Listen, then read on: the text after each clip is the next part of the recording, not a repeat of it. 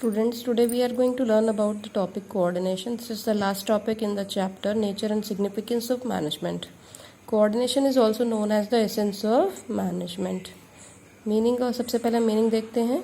The process by which a manager synchronizes the activities of different department is known as coordination. इसमें दो चीज़ें हमें ध्यान रखनी है. The word synchronizes और दूसरा डिफरेंट डिपार्टमेंट. जितने भी डिफरेंट डिपार्टमेंट्स हैं बिजनेस में, सबके बीच में एक सिंक्रोनाइजेशन लाना है, सबके बीच में एक तालमेल बैठाना है.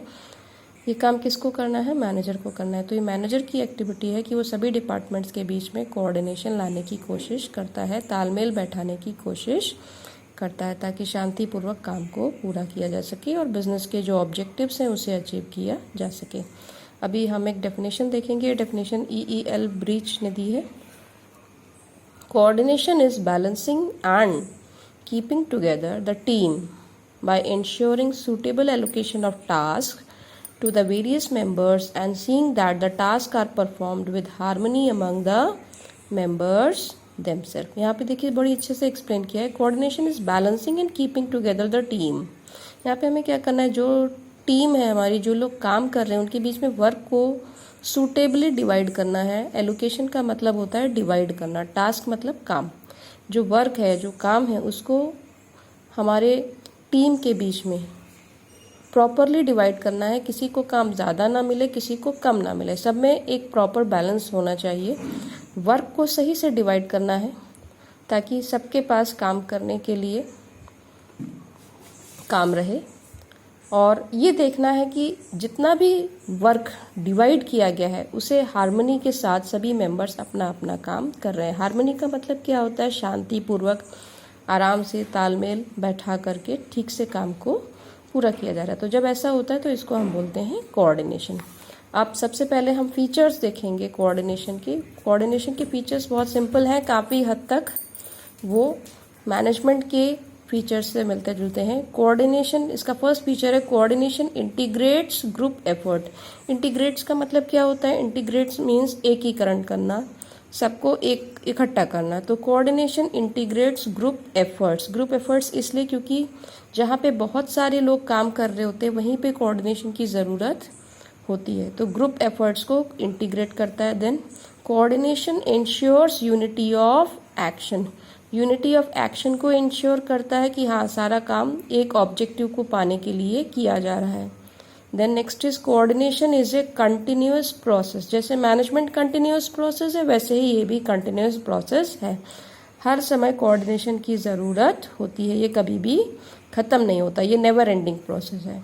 Then coordination is an all pervasive function. Pervasive का फंक्शन है ये. परवेसिव हमने मैनेजमेंट में भी पढ़ा था. कोऑर्डिनेशन परवेसिव है. परवेसिव मतलब सर्वव्यापी, सब जगह पे. तो हर जगह पे कोऑर्डिनेशन की ज़रूरत होती है, चाहे वो आपका घर हो, स्कूल हो, प्रॉफिट मेकिंग ऑर्गेनाइजेशन हो या not for profit making organisation हो. इसके बाद हमारा नेक्स्ट जो फीचर है that is coordination is the responsibility of all managers.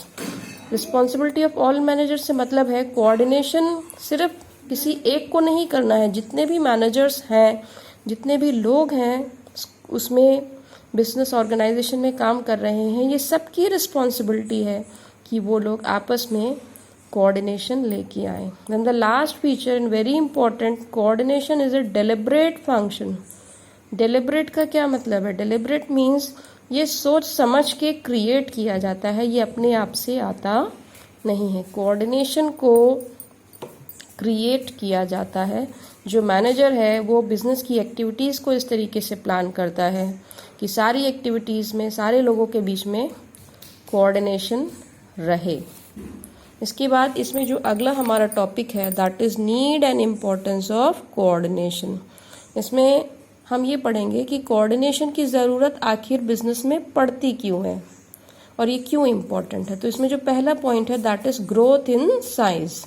यहाँ पे as the organization grow in size, it becomes difficult to integrate efforts and activities of employees. Coordination is necessary to harmonize individual goal with organizational goal. Coordination ensures all individual work toward the common goal of the organization. जैसे जैसे आपका business grow करने लगता है, number of departments बढ़ते हैं। जब departments बढ़ते हैं तो नंबर ऑफ एम्प्लॉयज़ भी बढ़ने लगते हैं, और जो एम्प्लॉयज़ हैं सबका बिहेवियर डिफरेंट होता है, सबकी एक्टिविटीज़, काम करने का तरीका डिफरेंट होता है, सबका मूड भी डिफरेंट होता है। और उन लोगों ने बिजनेस में जो जॉब लिया है उस जॉब को करने का एक उनका अपना पर्पज़ है, दैट इज़ कॉल्ड इंडिविजुअल गोल। और बिजनेस का एक अपना गोल है। बिजनेस का गोल क्या है? Profit making. इंडिविजुअल का क्या गोल है? ज़्यादा से ज़्यादा सैलरी को अर्न करना, या प्रमोशन पाना, या ट्रांसफ़र पाना। तो कोऑर्डिनेशन के थ्रू हम क्या करते हैं? Coordination ensures that all the individuals work toward the common goal of the organisation. Coordination से हम ये इंश्योर करते हैं कि इंडिविजुअल जो काम कर रहा है उससे बिजनेस का ऑब्जेक्टिव जो है अचीव होना चाहिए, और साथ ही साथ उसका जो अपना ऑब्जेक्टिव है वो भी अचीव होना चाहिए। ऐसा ना हो कि वो अपना पर्सनल ऑब्जेक्टिव अचीव कर ले और बिजनेस का ऑब्जेक्टिव अचीव ना हो पाए। तो ये काम कोऑर्डिनेशन का होता है कि वो बिजनेस की एक्टिविटीज़ को, लोगों को इस तरीके से कोऑर्डिनेट करे कि बिजनेस का ऑब्जेक्टिव अचीव हो जाए।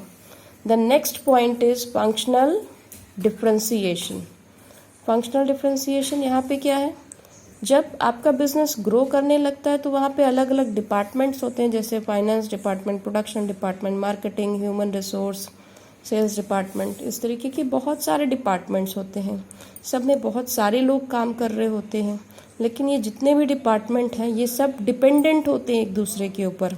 All these departments are dependent on each other. ये इंडिपेंडेंटली काम नहीं कर सकते हैं क्योंकि ये सब एक ही बिजनेस के अंदर काम कर रहे हैं। तो यहाँ पे ज़रूरी है कि ये जितने भी डिपार्टमेंट्स काम कर रहे हैं सबके बीच में एक कोऑर्डिनेशन लाया जाए, सबके बीच में एक लिंक बना रहे, ताकि बिजनेस का जो ऑब्जेक्टिव है उससे अचीव किया जा सके। So that is functional differentiation. Then the last point is specialisation. अभी जब स्पेशलाइजेशन बिजनेस में होता है, स्पेशलाइजेशन से क्या मतलब है? वो पर्सन काम करता है जो उस काम को करने में उसने महारत हासिल कर रखी है। तो आजकल क्योंकि मॉडर्न तरीका है बिजनेस करने का, जो बड़े बिजनेस हैं वो क्या करते हैं? स्पेशलिस्ट को एम्प्लॉय करते हैं। एक बिजनेस में बहुत सारे स्पेशलिस्ट होते हैं, इंजीनियर्स होते हैं, सीए होता है, लॉयर होता है, ये सारे स्पेशलाइजेशन रखने वाले लोग होते हैं। अब प्रॉब्लम इनके साथ क्या होती है? क्योंकि हर कोई स्पेशलिस्ट है तो कोई भी एक दूसरे से आपस में एडवाइस लेने के लिए, सजेशन लेने के लिए तैयार नहीं होता है। हर किसी को लगता है कि मुझे ही सबसे ज़्यादा आता है। तो इसकी वजह से क्या होता है? कॉन्फ्लिक्ट्स होते हैं। ये जो हमारे स्पेशलिस्ट लोग हैं इनके बीच में कॉन्फ्लिक्ट्स होते हैं। लेकिन अगर ये लोग कॉन्फ्लिक्ट्स करेंगे, झगड़े करेंगे आपस में, एक दूसरे से एडवाइस नहीं लेंगे, तो हमारा बिजनेस सही से नहीं चल सकता है। तो इसलिए इनकी जो स्पेशलिस्ट हैं, हमें तो इन सभी की सर्विसेज चाहिए, तो इन सभी की सर्विसेज लेने के लिए क्या करते हैं? वहाँ पे किस चीज़ की ज़रूरत पड़ती है? वहाँ पे ज़रूरत पड़ती है कोऑर्डिनेशन की। जो मैनेजर है ये उसकी रिस्पॉन्सिबिलिटी है कि इन सभी स्पेशलिस्ट लोगों के बीच में कोऑर्डिनेशन रखे, ताकि ये लोग आपस में रिकंसाइल करें। रिकंसाइल मतलब करें यानी कि आपस में तालमेल बनाए रखें, मेल जोल बनाए रखें, आपस में झगड़ा ना करें, और ज़रूरत पड़ने पे एक दूसरे को हेल्प करें, एडवाइस करें, और वो सारे डिसीजन लिए जा सके जिससे कि बिजनेस का ऑब्जेक्टिव अचीव किया जा सके। ये हमारा लास्ट टॉपिक था, कोऑर्डिनेशन, फर्स्ट चैप्टर का।